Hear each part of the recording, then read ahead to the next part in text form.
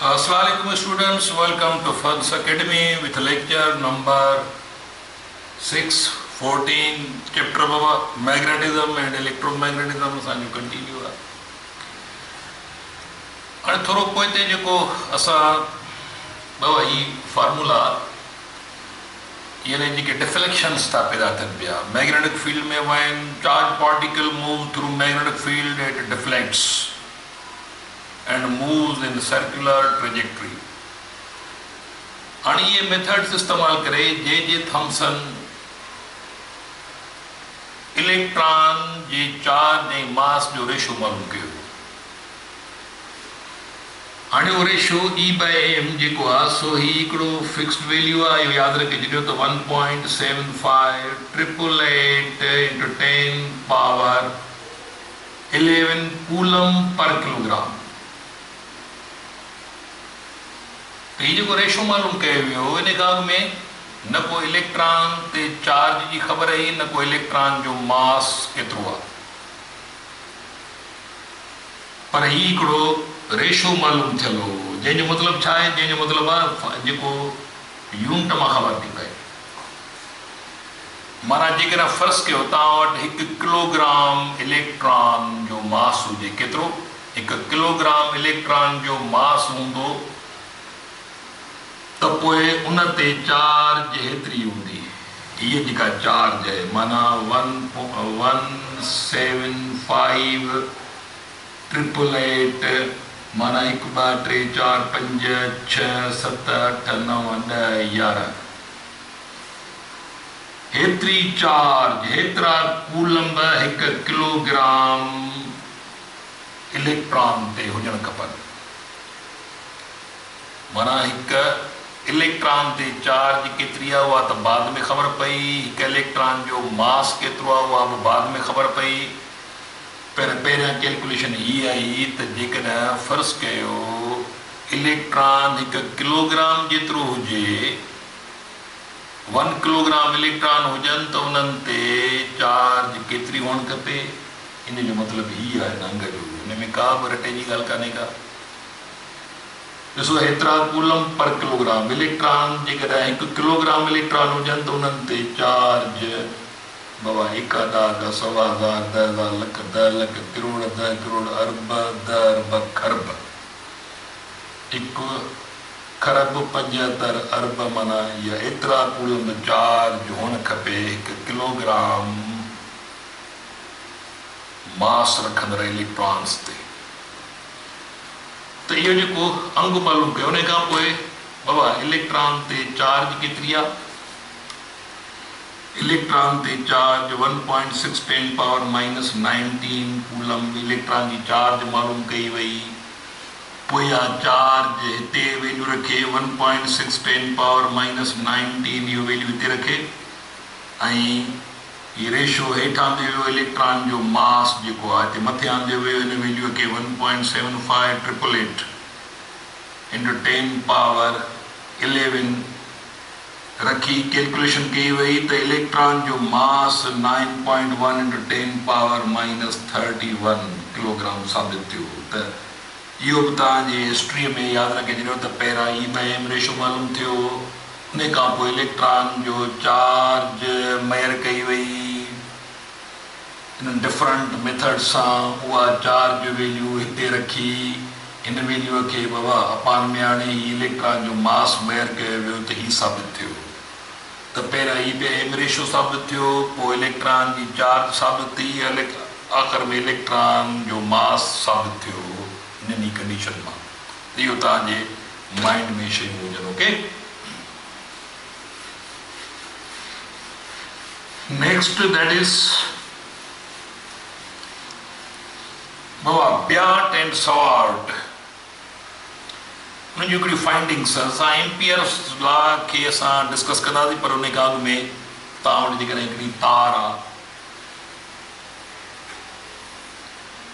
हीउ हिकिड़ो कंडक्टर आहे, स्ट्रेट कंडक्टर आहे। छा आहे स्ट्रेट कंडक्टर, सिधी तार आहे, करंट कैरिंग कंडक्टर आहे। पोइ हिते पढ़ी आहियूं त करंट कैरिंग कंडक्टर जी चौधारी बाबा ही मैग्नेटिक फील्ड ऑफ इंडक्शन जंहिंखे चइबो magnetic field of induction simply magnetic field इहा चौधारी बाबा इहा फील्ड ठहे थी। हाणे हिन तार जे सेंटर खां ॾिसो ही फील्ड गोलाई में सर्कुलर फील्ड आहे चौधारी हर हिकु सर्किल खे पंहिंजो रेडियस आहे हर हिकु सर्किल खे पंहिंजो रेडियस आहे यादि रखी छॾियो।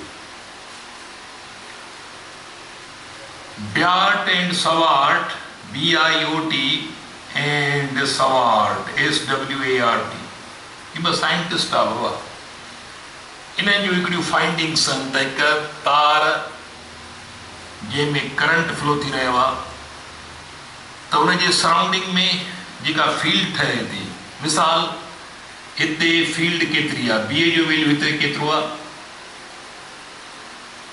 इहो छा ते डिपेंड थो करे त यानी magnetic field of induction around straight conductor current carrying conductor जेका magnetic field of induction B is directly proportional twice of the current इहो यादि रखी छॾियो। इहा ब्याट ऐं सवार्ट जी फाइंडिंग हुई त माना जेकॾहिं बाबा करंट तव्हां वधाईंदा वेंदो त मैग्नेटिक फील्ड माना केतिरी पैदा थींदी उन करंट खे 2 सां मल्टीप्लाई कंदा वेंदो त उहो B जो वैल्यू साबित थींदो वेंदो। त ओवरऑल मां ही लाइनूं जेके आहिनि से इहे फ़र्ज़ु कयो मां जेकॾहिं ही लाइनूं ये सिंपल तार आहे हिकिड़ी तार आहे सिंपल इन मां करंट फ्लो थी रहियो आहे हाणे हिन जे चौधारी छा थो ठहे बाबा मैग्नेटिक फील्ड आहे ओके इन चौधारी मैग्नेटिक फील्ड आहे हाणे तार खां हिन पॉइंट वटि B केतिरी आहे त हाणे तार खां हुन पॉइंट ताईं डिस्टेंस R सां ज़ाहिर कंदासीं छाकाणि जो जेका लाइनूं हूंदियूं उहे गोलाई में माना इहो ॼण त रेडियस आहे हिकिड़ो त हिते जेका B आहे हुनजो दारोमदार आहे करंट ट्वाइस ऑफ करंट जे and B inversely proportional distance from that point to conductor centre of the conductor खां उहा पॉइंट केतिरो परे R इनवर्स प्रोपोर्शनलिटी आहे जेकॾहिं डिस्टेंस तव्हां ही R डबल कंदो त पोइ हिते B जो वैल्यू वरी हाफ थी वेंदो इनवर्स प्रोपोर्शनलिटी आहे त B directly proportional twice of current and B inversely proportional distance between that point and centre of conductor. हाणे ब्याट ऐं सवार्ट जो फॉर्मूलो असां अॻिते वधायूं त that is equal to twice upon R बाबा साइन ऑफ प्रोपोर्शनलिटी हटाईंदासीं त दैट इज़ इक्वल टू ही तव्हां वटि कांस्टेंट ईंदो mu naught upon 4 pi into twice I upon R तो ही कांस्टेंट ऑफ प्रोपोर्शनलिटी आहे ही 2 4 में कैंसिल त बाक़ी तव्हांजो वैल्यू बचे थो is equal to mu naught into I upon 2 pi R